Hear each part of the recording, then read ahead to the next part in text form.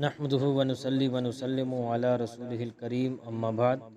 سیدنا ابن عباس رضی اللہ تعالیٰ عنہ سے روایت ہے کہ رسول اللہ صلی اللہ علیہ وآلہ وسلم مدینہ تشریف لائے تو آپ نے یہودیوں کو یوم عاشور کا روزہ رکھتے ہوئے پایا تو رسول اللہ صلی اللہ علیہ وآلہ وسلم نے ان سے دریافت فرمایا، یہ کون سا دن ہے جس کا تم روزہ رکھتے ہو؟ انہوں نے عرض کیا، یہ ایک عظیم دن ہے، اللہ تعالیٰ نے اس دن موسیٰ علیہ السلام اور ان کی قوم کو نجات دی تھی جبکہ فرعون اور اس کی قوم کو غرق کیا تھا، تو موسیٰ علیہ السلام نے شکرانے کے طور پر اس دن کا روزہ رکھا، لہٰذا ہم بھی اس دن کا روزہ رکھتے ہیں۔ تو رسول اللہ صلی اللہ علیہ وآلہ وسلم نے فرمایا،